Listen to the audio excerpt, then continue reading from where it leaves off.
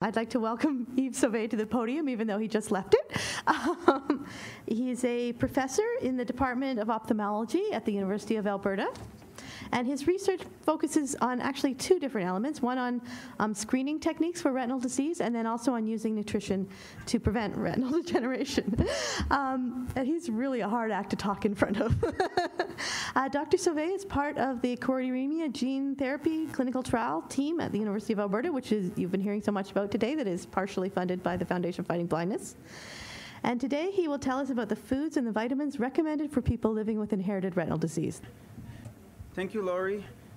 I would like to thank FFB for giving me the opportunity to share my passion, and my passion which has grown and is growing stronger because of people like Nadine. Nadine, I'm sorry, but I heard you speak yesterday, and you're just giving us a reason to do what we do. So it's amazing when you wake up in the morning, you go to work, and you have a reason.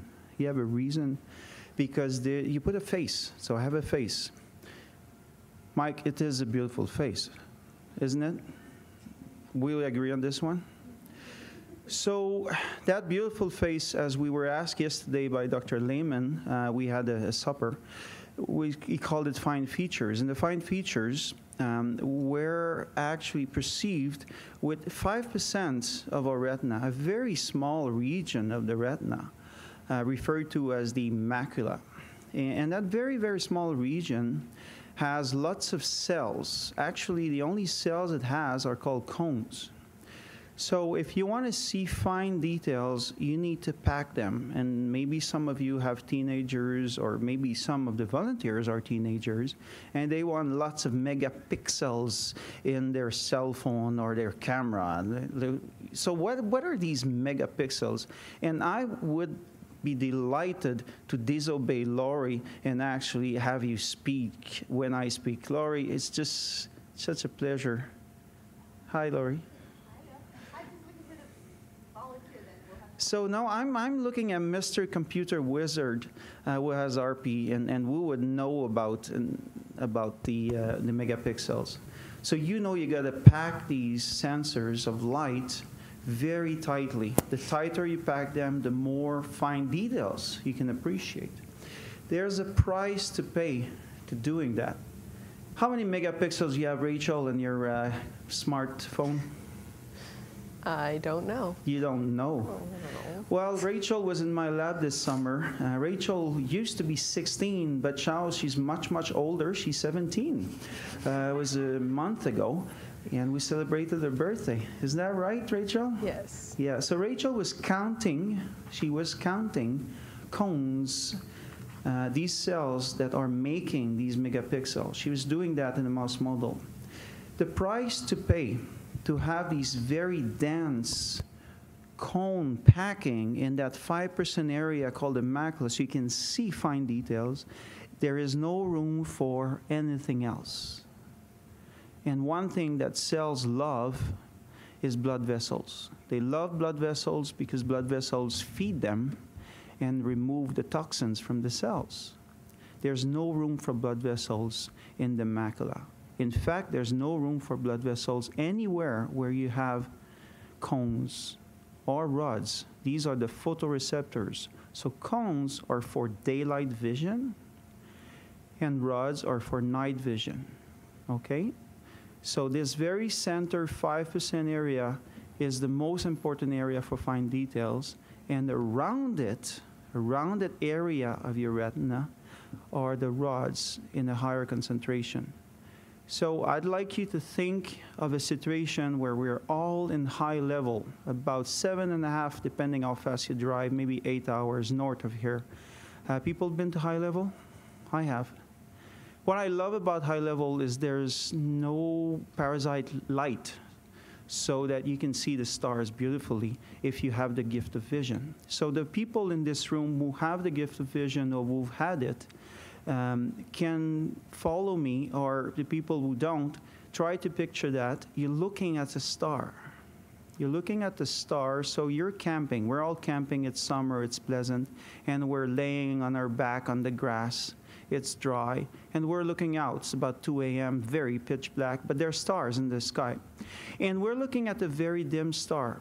And as we move our gaze away from the dim star, it starts to look, someone said brighter.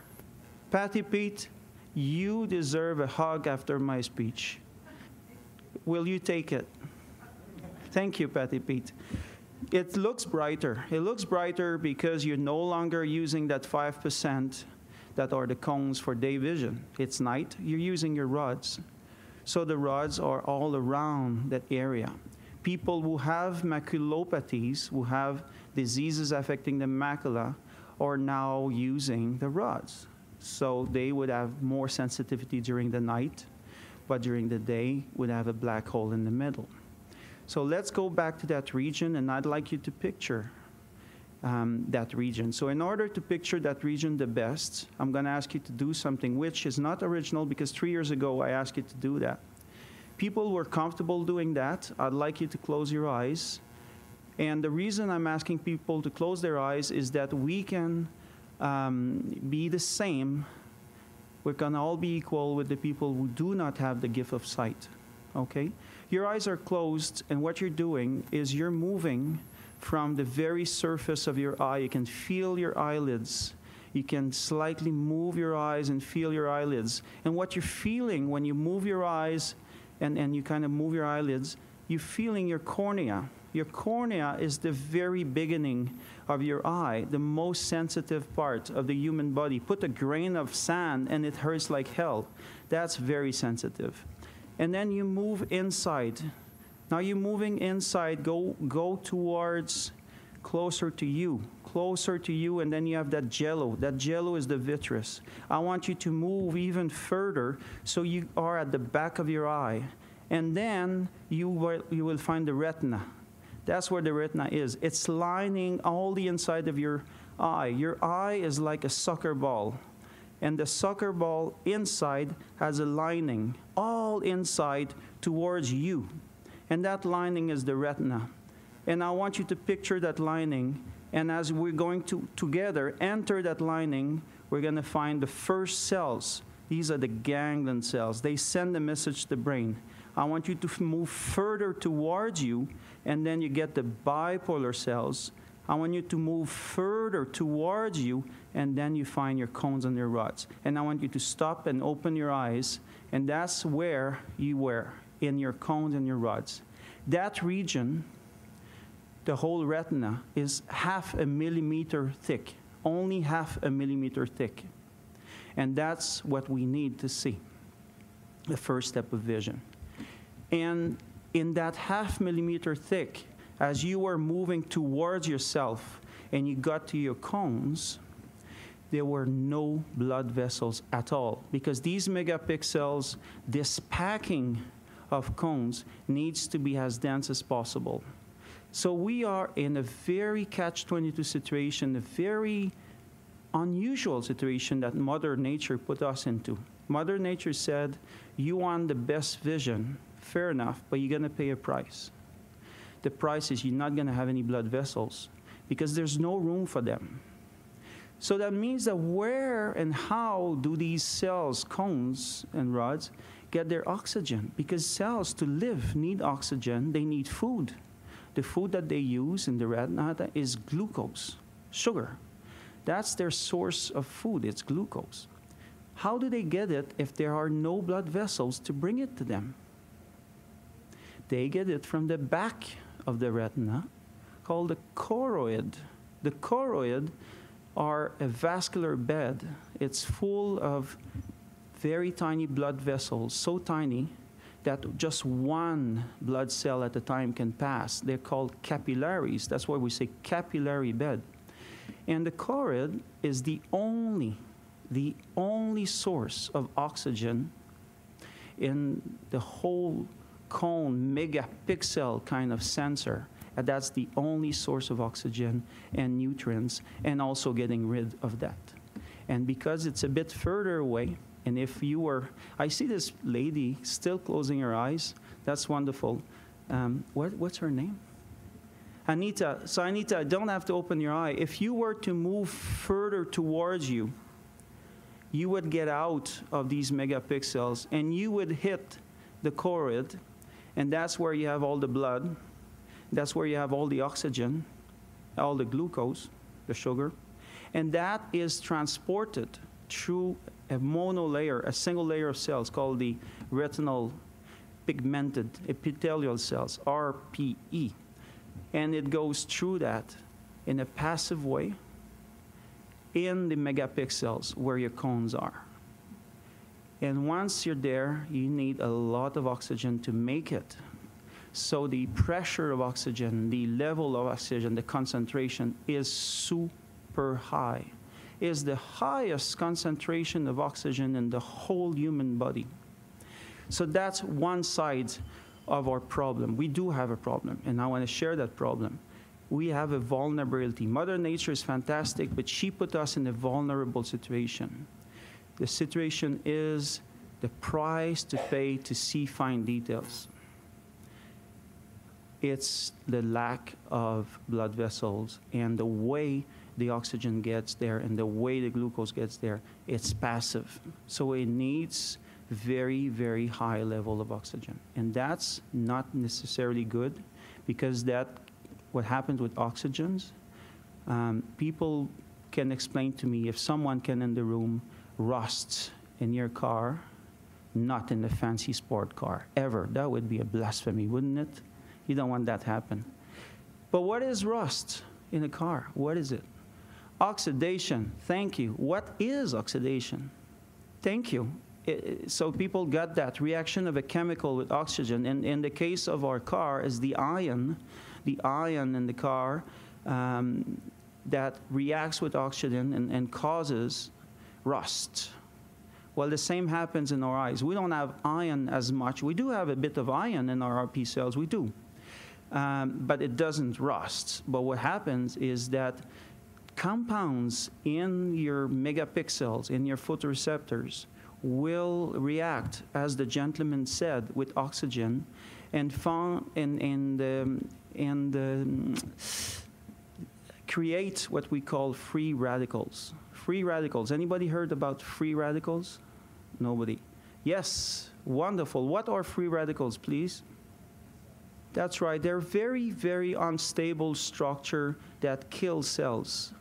So here we are in the megapixel, in that beautiful region that allows us to see the fine details.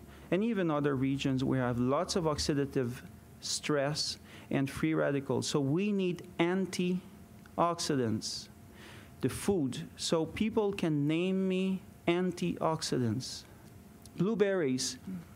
Okay, so blueberries, it's very much about the skin.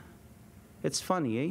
You wouldn't think about it because when you eat the blueberry, you think it's inside, it's good.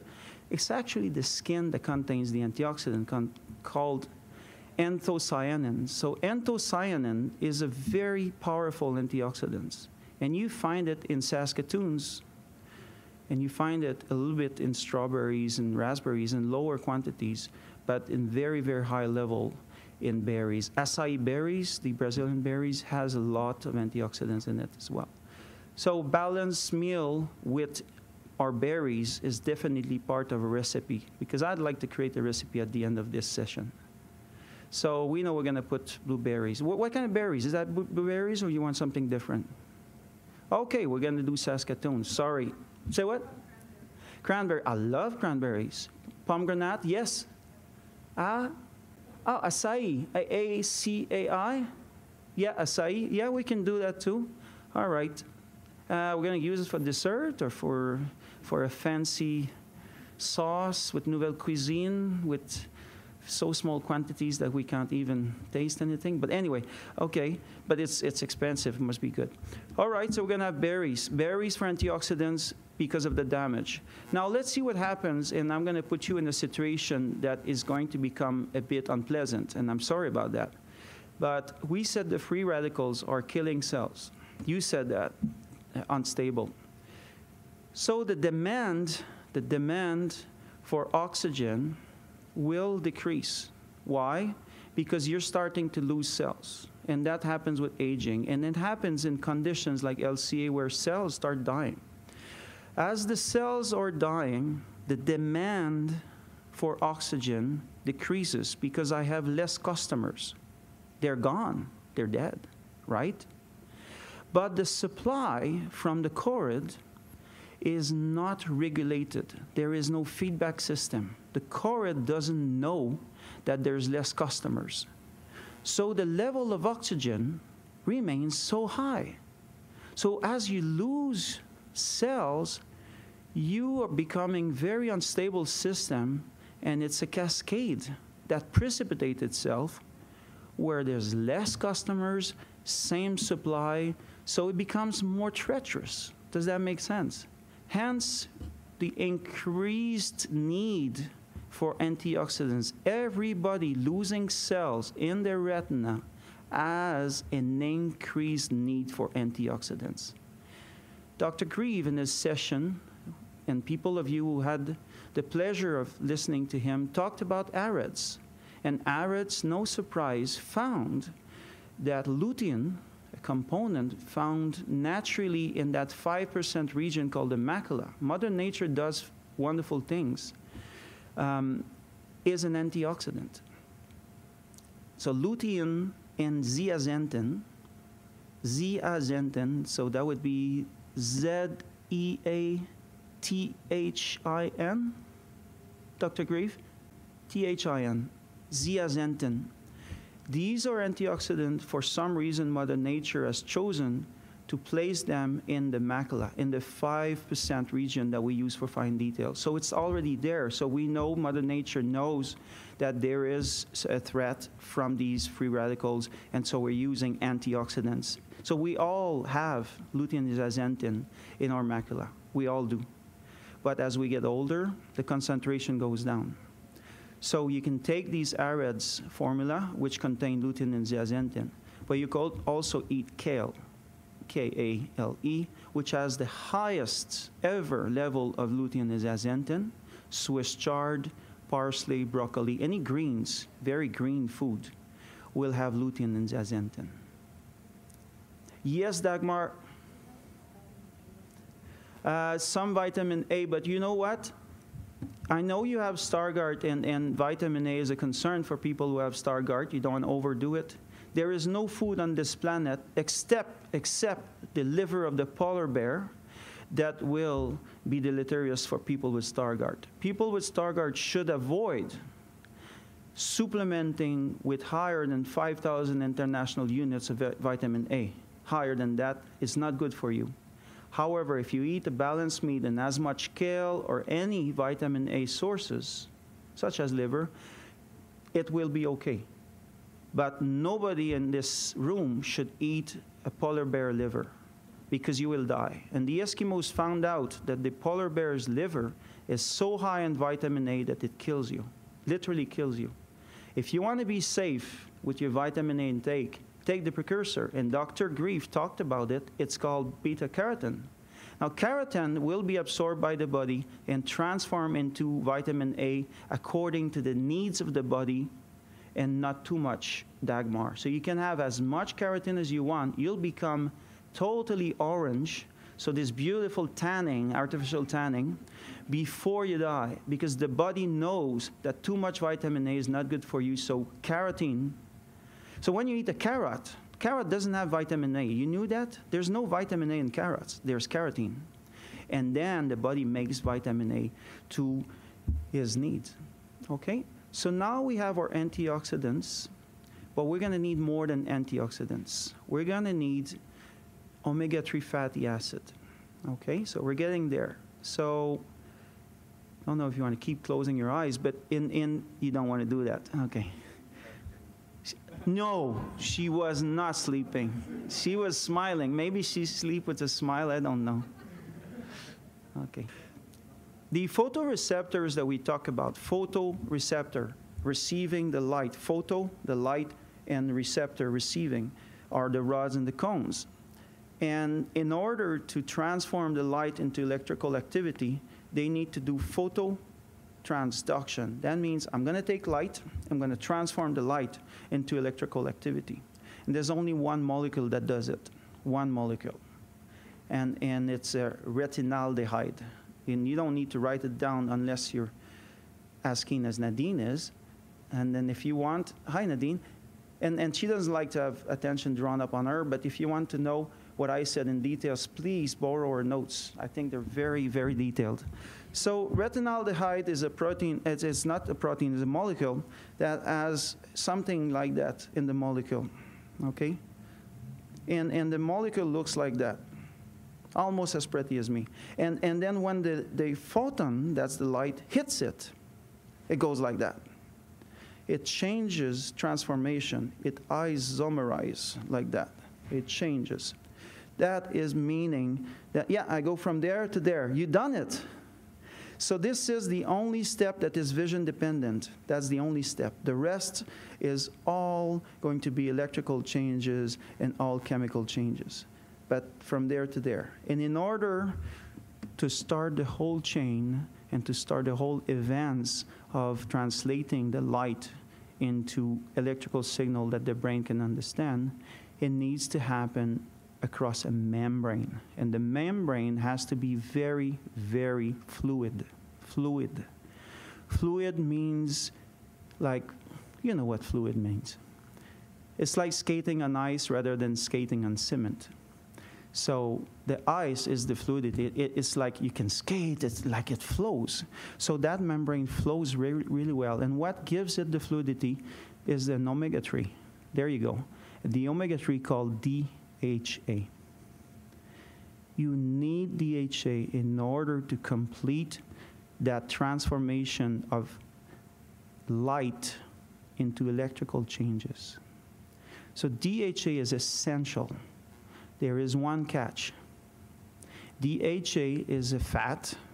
It's an unsaturated fat that is the most oxidizable fat ever invented by Mother Nature. The price we pay to see is amazing. We pay a big price to see. So here we are, because we didn't have the luxury of having blood vessels, because we wanted to pack our cells, we had lots of oxygen. Because the oxygen comes from far away, and it's very high concentration because there's no blood vessel. So lots of oxygen. And to make matter worse, we put DHA there, which loves to be oxidized, and when it's oxidized, it actually becomes a toxic molecule. So what do? We must have a balanced meal that contains antioxidants. There are many, many sources of antioxidants. And Laurie, I gave a list about 3 years ago of food and their nutrients. And do you still have that list?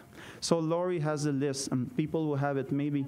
They're going to put it on the website. The list contains all the antioxidants, all their sources in the food. And so what I'm saying, and I will end here, is that DHA is essential. It does go down with age.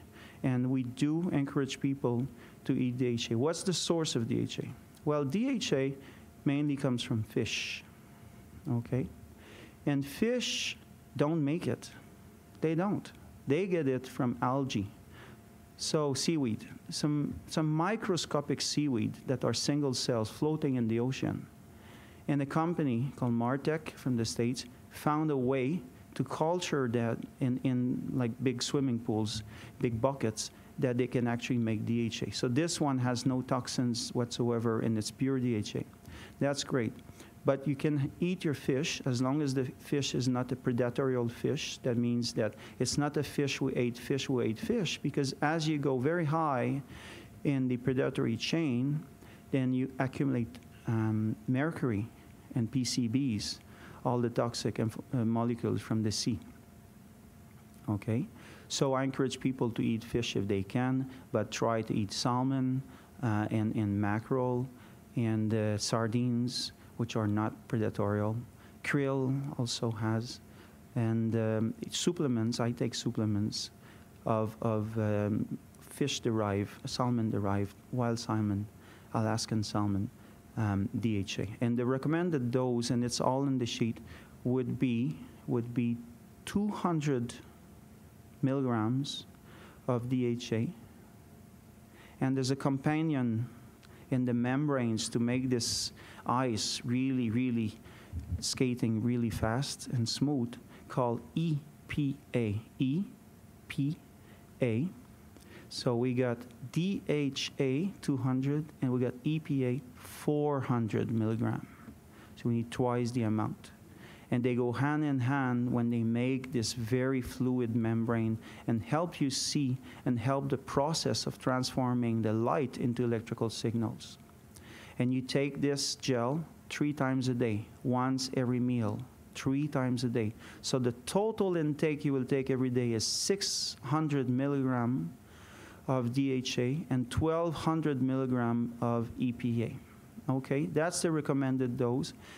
Health Canada, we're working with them, doesn't have a recommended dose yet, but we're working on getting one.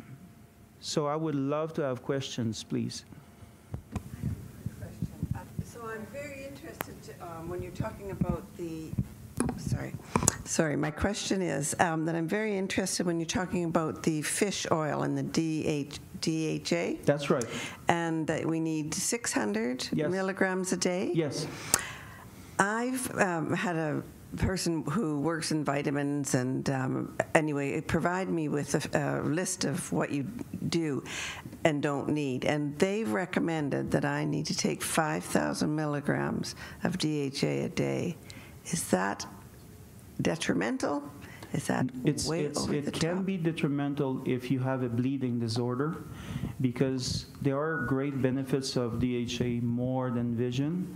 Heart health, because it really thins the blood. It's also good for the Alzheimer, and for severe depression. People who are severely depressed have found some wonderful relief from high concentration DHA. The only contraindication is it thins the blood, and if the blood tends not to clot well, then we do not recommend taking high concentration DHA to the point that you're talking about. A pregnant woman should avoid high concentrations like that because of risks of unwanted bleeding during pregnancy.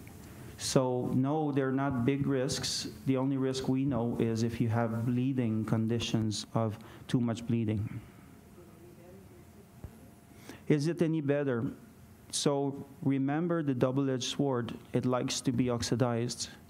So you would have to pop up your antioxidant to quite higher level.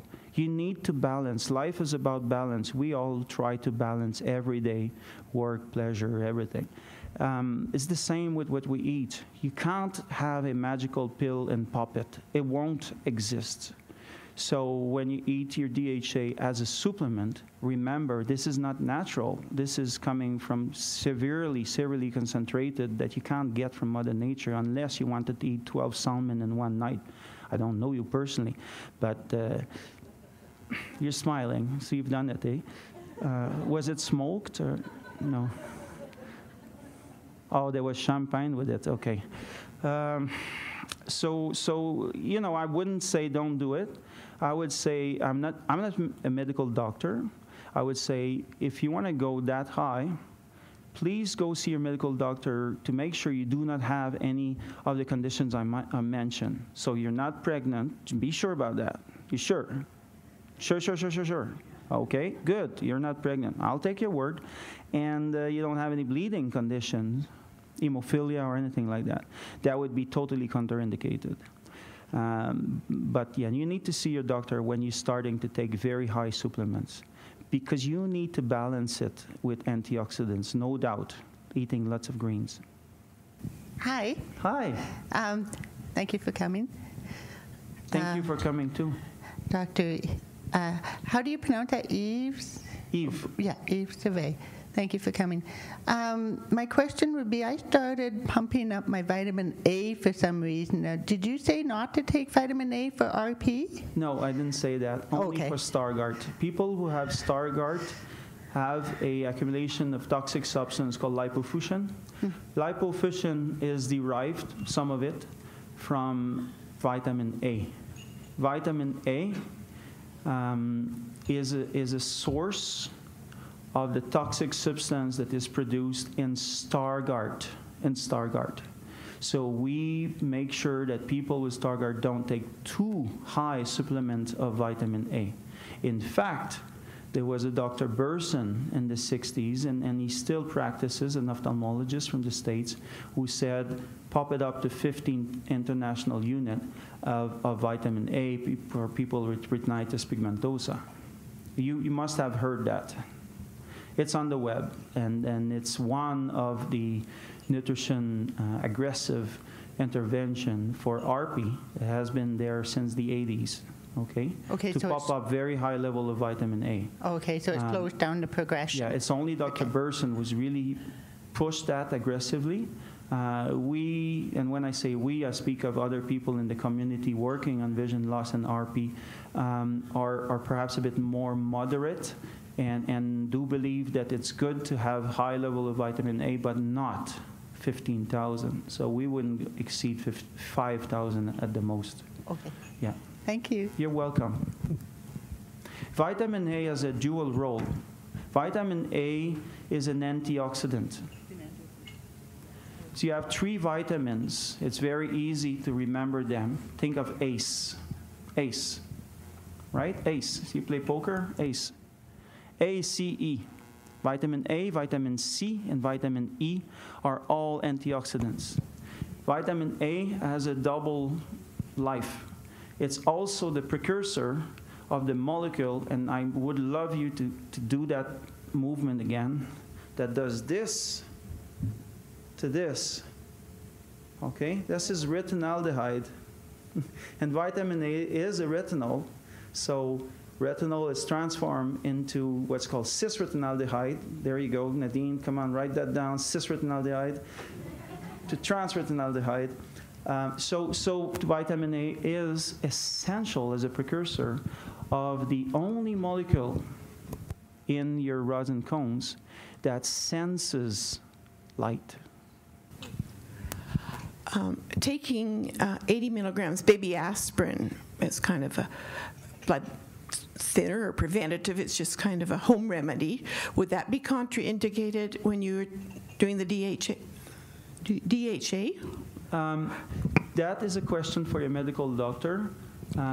Yes, it's possible that the thinning of the blood caused by the mini aspirin might make your blood even thinner when you have DHA.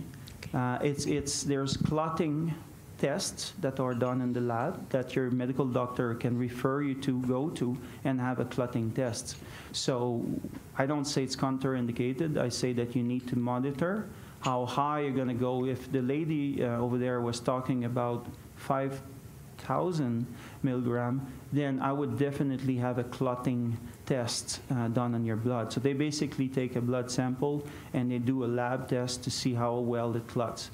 And if it doesn't clot, they might recommend that you go a bit down on DHA. So when we are playing with Mother Nature and supplementing ourselves with very high levels of one thing, I'm concerned about balances, of losing balance. And in these situations, and maybe they're required in diseases, but they need to be monitored by a health specialist. So if you're going to play with that and go very high with your baby aspirin is not very high, but combined with DHA very high, yeah, I would definitely have a clotting test done on your blood. Thank you. I have a question about antioxidant. It's about the blueberry. When it's cooked, like in an apple pie, does the content go down? No. Okay. No, it still works. Still works very well. Because what gives the color blue is that very compound, the anthocyanin. So cyan means blue. So when I had an apple pie. When the blueberry pie is cooked and it's very blue, you still have antioxidant properties. You do, yeah. You know, just perhaps a little bit of what we call denaturation due to the heat, but nothing to be concerned of. So no, cooking is not an issue. We had questions, and we don't have questions anymore. Oh! Laurie, how are you doing with time? Good, still about 5 minutes, so a couple more questions. Oh, I'd love to talk about omega-3 and 6 if you let me. Okay. I understand that if you cook with bright fruits and vegetables, Yeah. that's actually the best. Yeah. Like the brighter the fruit and vegetable, the better it is for your eyes. Yeah. Am I correct? Yes, well, heat heat does denaturate a little bit, and it's, again, not major. But yes, to answer again your question about the blueberry, there's a bit more when it's not cooked, but it still stays blue. So optimally, yes, I would do a mixture. There's a movement that is called the raw movement, what people only eat raw food. I think I would. I'm a man that I like to balance out and really try and taste, enjoy everything. So cook and raw as well. But yes, I think it would be a shame not to enjoy a raw fruit when just picked. But remember, for most fruits, the nutrients that have antioxidant property are localized where the peel is. So peeling a fruit actually removes a lot of the nutrients, and it's usually where the color is, where the peel gives the color. So try to keep the peel on if you can. Do we have other questions? Yes, Dagmar. Okay. So, Dr. Eve, what foods should we stay away from? What foods are most dangerous? Yes, definitely. Thank you so much for priming my 5 minutes of glory of omega-6 and 3. We should stay away from processed food. And I understand a certain lifestyle demand that you got food on the go and it's going to be processed. The reason I'm saying that is for two main culprits. And I'd like to talk to you about these two culprits: soya and corn. And don't get me wrong, my wife is a vegetarian. She loves tofu, and tofu is made with soya, and we do eat tofu. However, the problem with processed food is that it ends up everywhere, the soya and the corn. So I'm going to talk to you about omega-6 fatty acid, as well as the omega-3. So remember, omega-3 is a big family, and we have DHA we talked about, because that's the one that gives fluidity. And we have EPA, that's the partner. That's another omega-3. We got flaxseed oil. That's omega-3. And that's also good for us. But it doesn't give us the DHA. Only 5% of flax would be transformed into DHA. 5% of the flax that you eat is transformed by our body into DHA. And if the same day you go to McDonald's, 0%. Because the saturated fatty acid, I use McDonald's as an example of fast food, but any fast food that contains saturated fat will take away, will compete with the flax that you had, and will prevent any DHA from being formed. So this is all omega-3. We have lots of omega-6 in our processed food. It comes from the soya and from the corn mainly. The ratio that the body needs is a ratio of 1:1. 1 omega-6 for 1 omega-3. As North Americans living on a Western diet, most of us have in our blood, and we've measured it and other people measure it, a ratio of 15:1 in our blood instead of 1:1. Why? Because corn has 47:1 omega-6 to 3. Omega-6 is essential. You found them in nuts. It's very essential. But 47:1, and when corn is used as a source, and I challenge anybody in this room to find any processed food that doesn't have corn derived. Very hard. Why? Because the American society, not the Canadians, we're the good guys, they sponsor the corn growers in Ohio, sorry. And there's lots of corns, and this corn cannot be eaten.